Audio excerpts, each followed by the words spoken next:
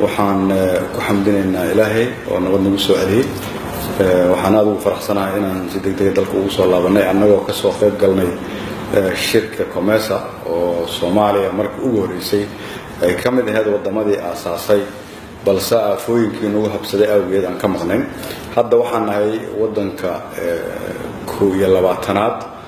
oo la aqbalay inaan ka qayb galno taasoo runtii cadeynaysa horumarka iyo talaabooyinka mugga leh oo wadankeenu sameeyay in loo ogolaado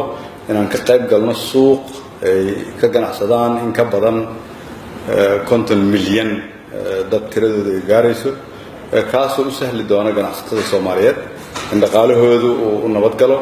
inay u helaan fursad inay badeecadooda meeshay doonaan geystaan in ay u sahlanaato inay bangiyada wadamadaas oo dhan la xiriiraan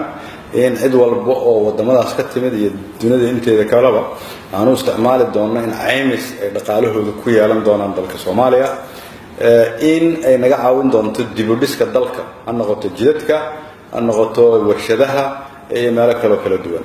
fursad aad u weyn aan aaminsanahay inay tahay waxaan aad ugu hambaleynayaa dadka Soomaaliyeed gaar ahaan ganacsatada Soomaaliyeed oo weligeed ahaan jirtay laf dhabarka bulshada marka la yiraahdo dib u dhiska dalka iyo horumarinta ganacsiga iyo dhaqaalaha iyaga ay fursad siin doontaa arrinkani marka ganacsatadeenu ay fursad helaan waxa fursad helay dalka sababtoo qof walba oo ganacsada oo bilaabo ganacsi wuxuu shaqaaleysiinayaa dad Soomaaliyeed wuxuu bixinayaa canshuurtaas waxa lagu dabooli doonaa adeegyada ay u baahan tahay bulshada ku beeritaanka COMESA waa qayb kamid ah shaqooyinka ugu waaweyn oo ah hadafyada dawladdu ay leedahay oo ah dib u falgelidda hay'adaha noo sahli doona inaan dib u dhisno dhaqaalaheena taasoo aad shirkii hadda ka dhacay Brussels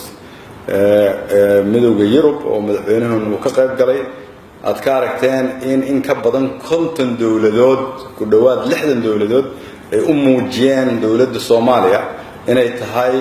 fursadii ugu wanaagsaneed ee dawladda oo ay kulligood ku rajo qabaan Soomaaliya inay ku soo noqotay meeshii mustaqbalka laga filayo halkaas oo iyada lafteeda ay ka soo baxday waxaan hore uga dhici jirin in dawladda Soomaaliyeed lagu kaalmeyn doono dhaqaale iyada toos loogu dhiibo laguna aamino qof walba Soomaaliyeed oo daawanaya marka waxaan ka codsanayaa in dawladnimada dib loo dhiso wax aad u dhib badan lamana dhisi karo shacabku haddaanu garab istaagin sanad iyo labana lagu dhisi karo aan dul qaadano aan iimaan isgelino aan inta aan islaanahay wax naga duminaysaa iska celino adduunyada aan tusino in sharafteena iyo karaamadeena inaan soo celino aan diyaar u nahay oo maadsantahay